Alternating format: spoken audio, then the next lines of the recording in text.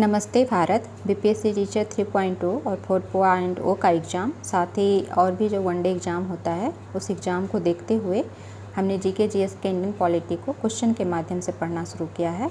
हम जो यह बुक कंप्लीट कर रहे हैं वह विभिन्न परीक्षाओं में पूछे गए प्रश्नों का संकलन तो करता ही है, साथ ही एनसीईआरटी और जो एससीईआरटी की किताबें हैं उन किताबों के जो भी चैप्टर हैं उस चैप्टर के कॉन्सेप्ट के क्वेश्चन को भी यह जो है कवर करता है, जिससे कि आपका जो एग्ज़ाम होगा उस एग्ज़ाम में आपको यह काफ़ी आपके लिए जो है मदद करेगा, क्योंकि हम प्रत्येक क्वेश्चन के डिटेल्स एक्सप्लेनेशन को साथ साथ पढ़ते चल रहे हैं, जिससे कि हमारा रिलेटेड टॉपिक भी जो है कंप्लीट होता चल रहा है। यहाँ तक कि अगर ऑप्शन भी हमारे लिए बहुत इम्पॉर्टेंट है तो उस ऑप्शन के डिटेल को भी जो है हम पढ़ ले रहे हैं। तो चलिए हम स्टार्ट करते हैं। हमने क्वेश्चन नंबर जो है 163 163 तक कंप्लीट कर लिया है। आज हम 164 नंबर क्वेश्चन से पढ़ेंगे। 164 नंबर क्वेश्चन क्या पूछे हुए हैं कि 1946 में निम्नलिखित में से कौन वित्त विभाग लेकर वायसराय की कार्यकारिणी परिषद में सम्मिलित हुआ था। तो 1946 में जिस कार्यकारिणी परिषद का गठन हुआ उस कार्यकारिणी परिषद में वित्त विभाग फाइनेंस डिपार्टमेंट किनको मिला था, तो लियाकत अली खान को मिला था। लियाकत अली खान को जो है फाइनेंस डिपार्टमेंट दिया गया था। तो एक क्वेश्चन तो ही रहता है कि 1946 में जिस कार्यकारिणी परिषद या फिर अंतरिम मंत्रिमंडल का जो गठन किया गया तो वो किस जो है आयोग समिति की सिफारिश पर किया गया है, तो वो कैबिनेट मिशन की संस्तुति के आधार पर जो है अंतरिम मंत्रिमंडल का गठन किया गया है। तो आप इस कैबिनेट मिशन को याद रखेंगे। और कैबिनेट मिशन का गठन कब हुआ है? 1946 में, और इसी की सिफारिश के आधार पर जो है अंतरिम मंत्रिमंडल का गठन किया गया और या फिर कार्यकारिणी परिषद का गठन किया गया। और इस अंतरिम मंत्रिमंडल के उपाध्यक्ष कौन थे? तो उपाध्यक्ष तो जो थे जवाहरलाल नेहरू जो थे इस कार्यकारिणी परिषद के क्या थे? उपाध्यक्ष थे। इस कार्यकारिणी परिषद के उपाध्यक्ष थे। वहीं और जवाहरलाल नेहरू के पास जो है विदेशी मामला और राष्ट्रमंडल मामला जो है इनके पास था। और वल्लभ भाई पटेल के पास कौन सा विभाग था? पटेल के पास गृह, सूचना और जो है प्रसारण विभाग था। सूचना और प्रसारण विभाग और गृह विभाग जो है सरदार वल्लभ भाई पटेल के पास था। वहीं जो है बलदेव सिंह के पास कौन सा विभाग था? तो इनके पास जो है रक्षा विभाग था। तो ऐसे भी बल से याद रहेगा कि रक्षा करने के लिए बल का होना ज़रूरी है। तो बलदेव सिंह के पास रक्षा विभाग था। और वहीं जो है जॉन मथाई के पास जो है उद्योग एवं आपूर्ति विभाग था। जॉन मथाई के पास कौन सा विभाग था? उद्योग, इंडस्ट्री वाला जो पार्ट था, तो इंडस्ट्री वाला उद्योग और आपूर्ति विभाग जो है जॉन मथाई के पास था। राजगोपालाचारी के पास कौन सा विभाग था? शिक्षा विभाग था। शिक्षा विभाग राजगोपालाचारी के पास था। वहीं जो है डॉक्टर राजेंद्र प्रसाद के पास जो है खाद्य एवं कृषि विभाग था। डॉक्टर राजेंद्र प्रसाद के पास खाद्य एवं कृषि विभाग था इनके पास, डॉक्टर राजेंद्र प्रसाद के पास। और आसफ अली वाला क्वेश्चन और डॉक्टर राजेंद्र प्रसाद वाला क्वेश्चन और राजगोपालाचारी ये पूछता है, तो आप इसको जो है याद रखेंगे। तो राजगोपालाचारी के पास शिक्षा विभाग, राजेंद्र प्रसाद के पास जो है खाद्य एवं कृषि विभाग। राजेंद्र प्रसाद से बीपीएससी में क्वेश्चन क्यों पूछता है? क्योंकि बिहार से उनका संबंध रहा है, तो इसलिए उनसे क्वेश्चन पूछता है। वहीं आसफ अली के पास रेलवे विभाग था। रेलवे विभाग जो है किनके पास था? आसफ अली के पास। और जो जगजीवन राम उनके पास कौन सा विभाग था? तो श्रम विभाग। जगजीवन राम के पास श्रम विभाग था। यहाँ से भी क्वेश्चन रहता है, जो जगजीवन राम के पास श्रम विभाग था। क्यों क्वेश्चन रहता है बीपीएससी में? क्योंकि जगजीवन राम भी जो है बिहार से रिलेटेड थे, तो इनसे भी जो क्वेश्चन पूछता है। तो जगजीवन राम के पास श्रम विभाग था। तो इतना जो है विभाग आप याद रखेंगे। एक पॉइंट आप और याद रखेंगे कि मुस्लिम लीग के सदस्य जो है मंत्रिमंडल में, इस अंतरिम मंत्रिमंडल में कब शामिल हुए? तो 26 अक्टूबर 1946 को। मंत्रिमंडल का गठन तो हो गया था 2 सितंबर 1946 को ही, लेकिन जो मुस्लिम लीग के सदस्य थे वो शामिल हुए हैं अंतरिम मंत्रिमंडल में 26 अक्टूबर 1946। वो शामिल हुए हैं इस मंत्रिमंडल में 26 अक्टूबर 1946 को। और जो ये लियाकत अली खां हैं, जिनके पास जो वित्त विभाग है, जो यहाँ क्वेश्चन पूछा है, लियाकत अली खां के पास जो वित्त विभाग है, फाइनेंस डिपार्टमेंट है, ये मुस्लिम लीग के ही ये सदस्य थे। कुछ विभाग कुछ जो है आप याद रखेंगे। स्वतंत्रता के बाद जो भारत का पहला मंत्रिमंडल का गठन हुआ है, तो उसमें किनके पास कौन सा विभाग था? तो जवाहरलाल नेहरू के पास सेम राष्ट्रमंडल और विदेशी मामला था, और पीएम प्रधानमंत्री तो थे ही। वल्लभ भाई पटेल के पास सेम जो पहले था, गृह सूचना और प्रसारण विभाग, और साथ ही साथ उनको राज्य मामला भी दिया गया था, चूँकि राज्यों का एकीकरण जो है करना था, तो वो भी सरदार वल्लभ भाई पटेल के पास ही था। डॉक्टर राजेंद्र प्रसाद के पास भी अभी भी वही विभाग था, खाद्य एवं कृषि विभाग। लेकिन जो है शिक्षा विभाग बदल गया। शिक्षा विभाग जो है अबुल कलाम आज़ाद के पास आ गया। वहीं जो है जॉन मथाई के पास जो है रेलवे भी बदल गया, जहां रेलवे आसफ अली के पास था, अब जॉन मथाई के पास रेलवे परिवहन आ गया। BR अम्बेडकर जो है विधि मंत्री उनको बनाया गया।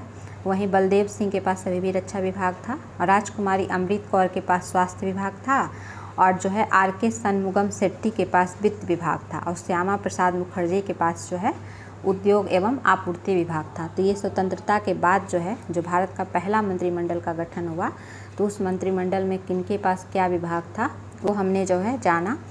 अब हम अगले क्वेश्चन पर आते हैं। निम्नलिखित में से किन्हें आधुनिक मनु कहा जाता है? तो इसका आंसर हो जाएगा BR अम्बेडकर को जो है आधुनिक मनु कहा जाता है।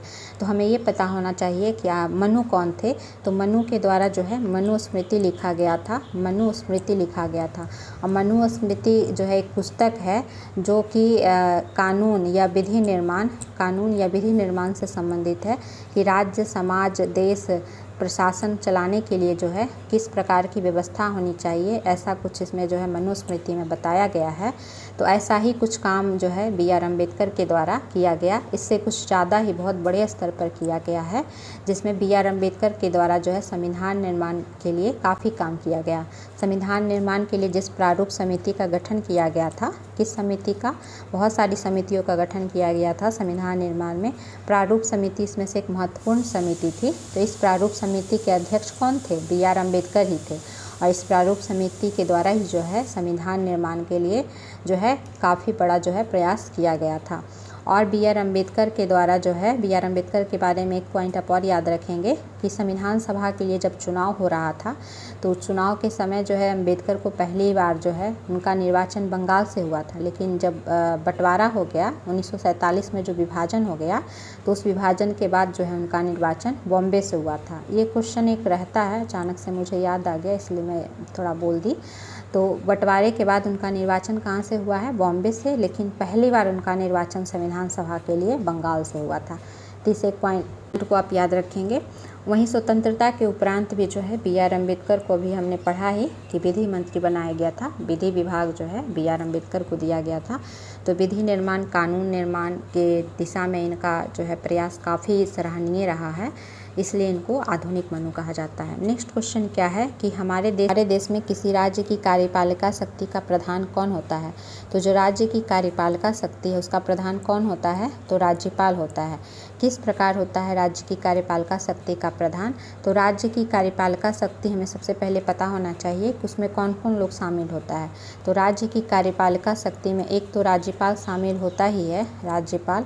दूसरा जो है मुख्यमंत्री शामिल होता है, CM शामिल होता है, और मंत्रिपरिषद, CM और उसका जो है कैबिनेट, CM और उसका कैबिनेट जो है इस राज्य की कार्यपालिका शक्ति में शामिल होता है। वहीं जो है एडवोकेट जनरल है, जो राज्य का महाधिवक्ता होता है, वो भी जो है राज्य की कार्यपालिका शक्ति में जो है शामिल होता है।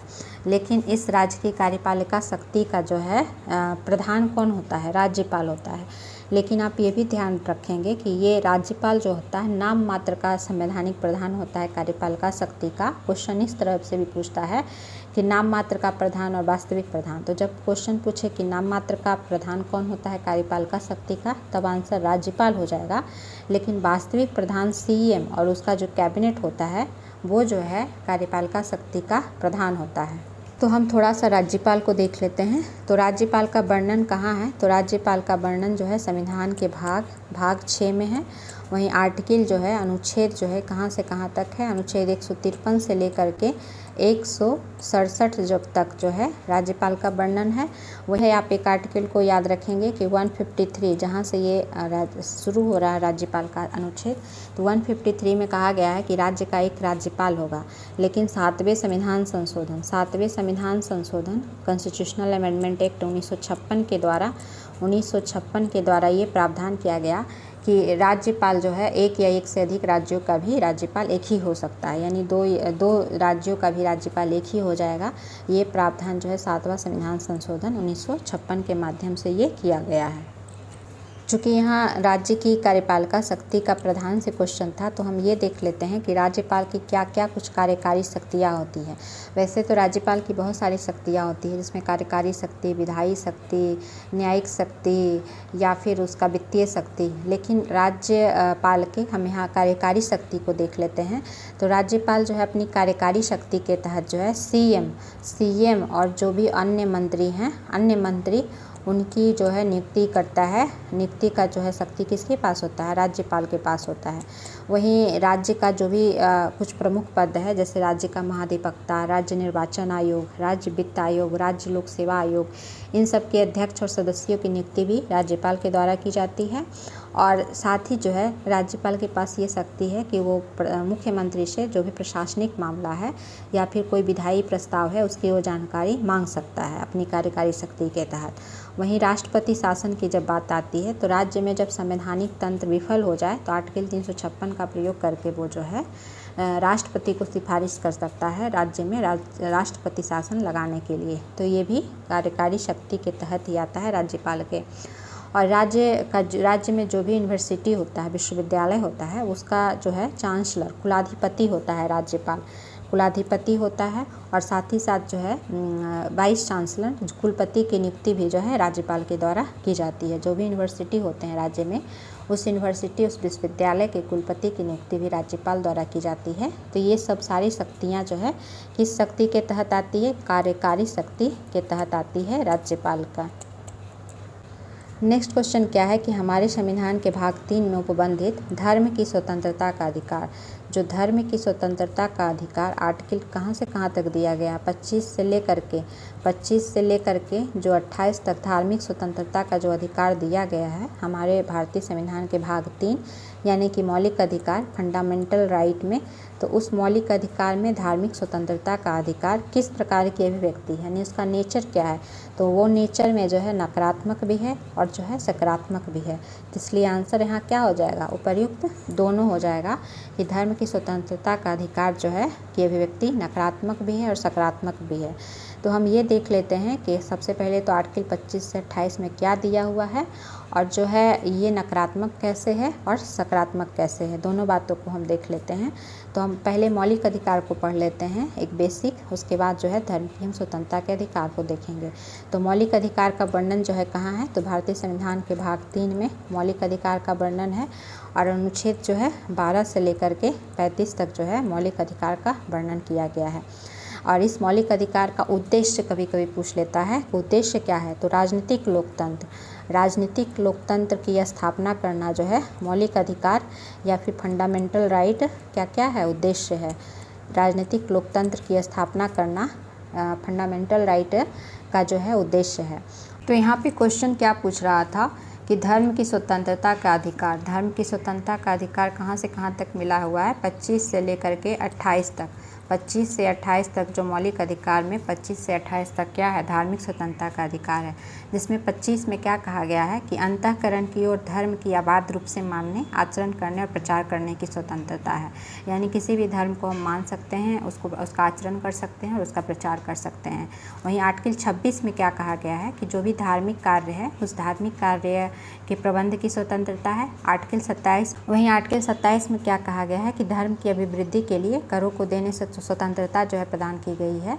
आर्टिकल 28 में क्या कहा गया है कि राज्य निधि से जो कोई पोषित शिक्षा संस्था है तो वैसे शिक्षा संस्था में कोई धार्मिक शिक्षा नहीं दी जाएगी। और वैसे जो है संस्था में धार्मिक शिक्षा में उपस्थित होने से स्वतंत्रता है। ये आर्टिकल 25 से 28 तक जो भी बातें कही गई हैं वे सकारात्मक कैसे है, चूँकि सकारात्मक इन अर्थों में है कि जो भी बातें 25 से 28 तक में कही गई है तो उसमें व्यक्तिगत रूप से धर्म को आचरण करने, प्रचार करने, प्रबंध करने, करों से छूट देने की जो व्यवस्था की गई है, तो इससे ये पता चलता है कि जो है धर्मनिरपेक्ष चरित्र को ये जो है एक तरह से इंगित करता है कि किसी भी धर्म को जो है विशेष रूप से कोई संरक्षण नहीं दिया गया है, सभी धर्म को जो है एक समान, एक नज़र से देखा गया है। तो इस तरह से किसी भी लोकतांत्रिक देश में जब धर्मनिरपेक्ष प्रकृति को जो है अपनाया जाता है तो उस अर्थ में हम कह सकते हैं कि हमारी धार्मिक स्वतंत्रता का अधिकार कैसा है अभिव्यक्ति में, तो सकारात्मक है। लेकिन नकारात्मक कैसे है? जब सकारात्मक है तो नकारात्मक कैसे है? क्योंकि जो भी अनुच्छेद 25 हो या 26 हो या 27 हो, जो भी बातें कही गई हैं तो उसमें कुछ साथ में उपबंध भी जोड़ दिए गए हैं, क्लॉज भी जोड़ दिए गए हैं, उपबंध भी जोड़ दिए गए हैं। क्या उपबंध जोड़ा गया है कि कहा गया है कि यदि सार्वजनिक व्यवस्था, पब्लिक ऑर्डर की बात हो या फिर जो है एथिक्स की बात हो, सार्वजनिक व्यवस्था की बात हो, पब्लिक ऑर्डर की बात हो या फिर नैतिकता की बात हो, एथिक्स की बात हो या फिर हेल्थ की बात हो, स्वास्थ्य की बात हो, तो इन आधारों पर जो है इन मौलिक अधिकारों में कुछ कटौती की जा सकती है या इस पर कुछ प्रतिबंध भी लगाया जा सकता है। तो इन अर्थों में जो है स्वतंत्रता का अधिकार, धार्मिक स्वतंत्रता का अधिकार जो है अभिव्यक्ति में नकारात्मक भी हो जाता है। यानी राज्य जो है जब कुछ प्रतिबंध भी लगा सकती है तो कुछ आधारों पर, तब हम कहेंगे कि हमारे धार्मिक स्वतंत्रता का अधिकार जो है नकारात्मक भी है अपने अभिव्यक्ति में। तो इस तरह से हमने जो है इसका सकारात्मक और नकारात्मक दोनों पक्षों को देख लिया। क्वेश्चन क्या है कि भारत में नागरिकता संबंधी विधान बनाने का प्राधिकार किसको प्राप्त है? यानी नागरिकता संबंधी जो भी है विधान, कानून बनाने की शक्ति, प्राधिकार का अर्थ हुआ शक्ति, किसको प्राप्त है? तो ये शक्ति जो है संसद को प्राप्त है। तो हमें ये पता होना चाहिए कि नागरिकता भारतीय संविधान में कहाँ है। तो नागरिकता जो है भारतीय संविधान के भाग 2 और अनुच्छेद जो है 5 से 11 तक, अनुच्छेद कहाँ 5 से 11 तक जो है नागरिकता का प्रावधान किया गया है। और ये नागरिकता जो है हमारे यहाँ एकल नागरिकता, सिंगल सिटीजनशिप को अपनाया गया है। अमेरिका में जैसे कि जो है वहाँ दोहरी नागरिकता है कि एक तो राज्य की नागरिकता होती है, दूसरे देश की नागरिकता होती है, लेकिन हमारे यहाँ जो है देश की ही नागरिकता है, सिंगल सिटीजनशिप है, राज्य की नागरिकता नहीं होती है। और हमारे यहाँ नागरिकता प्राप्त करने का, भारतीय नागरिकता प्राप्त करने का 5 आधार है। एक तो जन्म से, दूसरा वंश परंपरा द्वारा, तीसरा देशीयकरण द्वारा, चौथा पंजीकरण द्वारा और 5वां जो है भूमि विस्तार द्वारा। तो 5 प्रकार से जो है भारतीय नागरिकता का अर्जन किया जा सकता है। तो क्वेश्चन ऐसे रहता है कि कितने प्रकार से भारतीय नागरिकता का अर्जन किया जा सकता है, या फिर ऑप्शन में दे भी देता है कि कौन से भारतीय नागरिकता अर्जन करने का जो है तरीका नहीं है। तो आपको याद होना चाहिए, जन्म से है, वंश परंपरा द्वारा है, देशीयकरण द्वारा है, पंजीकरण द्वारा है और भूमि विस्तार द्वारा जो है नागरिकता का अर्जन किया जा सकता है। वहीं नागरिकता का अंत जो है 3 प्रकार से किया जा सकता है। एक तो नागरिकता का कोई स्वतः परित्याग कर दे, दूसरा है कि वो किसी अन्य देश की नागरिकता अगर ग्रहण कर लेता है, ले लेता है, तब उसकी नागरिकता जो है चली जाएगी भारत की नागरिकता, या तीसरा क्या है कि सरकार द्वारा नागरिकता जो है छीन लिया जाए। तो ये 3 प्रकार से नागरिकता की समाप्ति की जा सकती है। तो 3 प्रकार से नागरिकता की समाप्ति की जा सकती है और 5 प्रकार से नागरिकता का अर्जन किया जा सकता है। और जो यहाँ पे क्वेश्चन पूछ रहा था कि नागरिकता संबंधी विधान बनाने का अधिकार संसद को जो है, तो ये नागरिकता संबंधी विधान जो है बनाने का अधिकार आर्टिकल 10 और 11 का यूज करते हुए जो है संसद जो है नागरिकता संबंधी विधान जो है बना सकती है। 5 से 11 तक, नागरिकता कहाँ से कहाँ तक है? 5 से 11 तक है। तो उसमें से जो 10 और 11 नंबर जो अनुच्छेद है, 10 में क्या कहा गया? अनुच्छेद 10 में कि कोई नागरिक भारत का है या नहीं, इस संबंध में संसद विधि का निर्माण करे। यानी संसद को ये पहचान करने की शक्ति दी गई है कि वो नागरिक है या नहीं। और वहीं अनुच्छेद 11 में क्या कहा गया है कि संसद को यह अधिकार है कि नागरिकता के अर्जन और समाप्ति तथा नागरिकता से संबंधित और भी कोई अन्य प्रोविज़न है उस संबंध में जो है वो विधि बना सकती है। यानी आर्टिकल 11 का प्रयोग करके जो है संसद नागरिकता संबंधी जो है किसी प्रकार का विधान बना सकती है। आर्टिकल 11 का प्रयोग करते हुए जो है आपने सुना ही होगा कि जो CAA सिटीजनशिप अमेंडमेंट एक्ट जो 2019 में लाया गया था, जो काफ़ी चर्चा में रहा था, तो सिटीजनशिप अमेंडमेंट एक्ट CAA 2019 जो है आर्टिकल 11 का प्रयोग करते जो है लाया गया था। तो हमें ये याद होना चाहिए कि अभी तक संसद ने जो है इस आर्टिकल 11 का प्रयोग करते हुए कब कब जो है नागरिकता संबंधी विधान जो है बनाए हैं, क्योंकि कभी पूछ लेता है कि ऑप्शन में दे देता है कि कौन जो है नागरिकता संबंधी विधान जो है नहीं लाया गया है संसद द्वारा। तो एक ईयर आप बस याद रखिएगा कि आर्टिकल 11 का प्रयोग करते हुए संसद ने जो है नागरिकता संबंधी विधान बनाए हैं। तो कब कब बनाए हैं? एक 1955 में बनाया है, फिर है 1957 में बनाया गया है, फिर है 1985 में बनाया गया है, फिर 1986 में बनाया गया है। यानी कि है तो 55 का ऐसे नागरिकता संबंधी जो है अधिनियम, लेकिन बाद में जो है उसमें संशोधन हमेशा जो है किए जाते रहे हैं। फिर 1986 के बाद 1992 में बनाया गया है, फिर 2003 में बनाया गया है, फिर 2005 में, फिर 2015 में लेटेस्ट जो है जो एकदम नया है वो 2019 में बनाया गया है, जो वही CAA सिटीजनशिप अमेंडमेंट एक्ट 2019 जो बनाया गया था। तो इस तरह जो है नागरिकता संबंधी प्रावधान जो है आर्टिकल 11 का प्रयोग करते हुए संसद ने जो है हमेशा कुछ कुछ संशोधन जो है नागरिकता अर्जन या समाप्ति के लिए जो है कुछ कुछ प्रबंध किए हैं। नेक्स्ट क्वेश्चन क्या है कि हमारे संविधान के किस अनुच्छेद में पर्यावरण का संरक्षण तथा संवर्धन उपबंधित है? तो पर्यावरण का संरक्षण और संवर्धन जो है ऑप्शन के अनुसार अनुच्छेद जो है 48 के क में जो है प्रावधान ये किया गया है। और ये किससे संबंधित है? 48 का DPSP से संबंधित है, directive principle of state policy, राज्य के नीति निर्देशक तत्व से संबंधित है, जो कि राज्य का नीति निर्देशक तत्व जो है कहाँ से कहाँ तक है? तो 36 से 51 अनुच्छेद जो है 36 से 51 तक है। वहीं संविधान का भाग देखें तो भाग 4 में जो है राज्य के नीति निर्देशक तत्व है, 36 से 51 इसका अनुच्छेद है। वहीं राज्य के नीति निर्देशक तत्व का उद्देश्य क्या है? तो सामाजिक और आर्थिक लोकतंत्र की स्थापना करना और वेलफेयर स्टेट कल्याणकारी राज्य की स्थापना करना जो है इस DPSP का क्या है? उद्देश्य है। और इस DPSP जो 36 से 51 तक दिया गया है तो इसके कुछ समाजवादी उद्देश्य हैं, कुछ गांधीवादी हैं, कुछ उदारवादी हैं। तो ऐसे उद्देश्यों की पूर्ति करने के लिए जो है एक तरह से राज्य के नीति निर्देशक तत्व को जो है संविधान में जगह दी गई है। उसी में से जो 48 क है उस 48 क का जो है 42वें संविधान संशोधन, ये भी क्वेश्चन पूछ सकता है कि मूल संविधान में 48 का नहीं था, इसको जो है 42वें संविधान संशोधन 1976 कब 1976 के माध्यम से जो है जगह दी गई है। तो इस तरह से 42वें संविधान संशोधन 1976 के माध्यम से पर्यावरण संरक्षण और संवर्धन की व्यवस्था जो है राज्य के द्वारा की जाए, ऐसा जो है उपबंध किया गया है। कल के वीडियो में जो है हमने राज्य के नीति निर्देशक तत्व को काफ़ी डिटेल से पढ़ा था, तो आप उस वीडियो को देख सकते हैं। नेक्स्ट क्वेश्चन क्या है कि भारतीय संविधान में सार्वजनिक वयस्क मताधिकार की व्यवस्था किस अनुच्छेद में उल्लेखित है? ये मुख्यतः जो है वोटिंग के अधिकार, जो वोट देने का अधिकार होता है उससे पूछ रहा है। तो वोट देने का अधिकार जो है अनुच्छेद 326 में ये कहा गया है कि यहाँ पे यूनिवर्सल एडल्ट सफरेज की व्यवस्था की गई है कि हमारा जो है वोट देने का जो है अधिकार है, नागरिक को वोट देने का अधिकार है। वहीं 61वां संविधान संशोधन को आप याद रखिएगा कि 61 नंबर का जो संविधान संशोधन था, कॉन्स्टिट्यूशनल अमेंडमेंट एक्ट था 1989। ईयर क्या है? 1989। इस समय क्या किया गया कि जो वोट देने की उम्र है, मतदान देने की उम्र है, उसको 21 से घटा करके क्या कर दिया गया है? 18 वर्ष कर दिया गया। तो वर्तमान में हम 18 साल के हो जाते हैं तो हम वोट दे सकते हैं। पहले 21 साल था और इसको किस संविधान संशोधन से कम किया गया है? तो 61वां संविधान संशोधन 1989 के माध्यम से ऐसा किया गया है। और अनुच्छेद 326 जो है ये वोट देने से संबंधित है कि नागरिक जो है वोट दे सकते हैं। सार्वजनिक वयस्क मताधिकार की व्यवस्था अनुच्छेद 326 में की गई है। क्योंकि आपने पढ़ा होगा कि निर्वाचन आयोग की व्यवस्था कहाँ से कहाँ तक है? 324 से 329 तक है। तो निर्वाचन आयोग के द्वारा ही जो वोटिंग की व्यवस्था की जाती है तो उसी में 326 आ जाता है। तो बीच में 326 जो है सार्वजनिक वयस्क मताधिकार की व्यवस्था जो है की गई है। चीज़ों को जोड़ के रखने से याद रहता है, तो इसलिए मैं यहाँ पर निर्वाचन आयोग का भी जिक्र कर दी। आगे के क्वेश्चन को हम अगली वीडियो में पढ़ेंगे। अगर हमारा यह प्रयास आपको पसंद आ रहा हो तो आप हमारे इस वीडियो को अधिक से अधिक लाइक, अधिक से अधिक शेयर और सब्सक्राइब करें।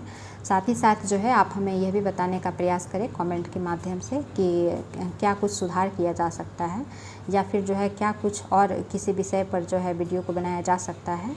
तो आप हमें यह कमेंट करके ज़रूर बताएं।